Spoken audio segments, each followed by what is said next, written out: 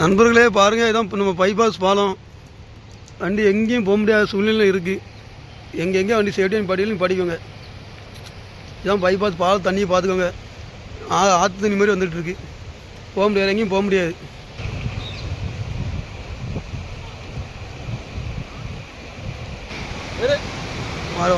சொல்லு எப்படி வச்சு ஓட்டி 4 வண்டி வந்து உள்ளோட சொல்லு.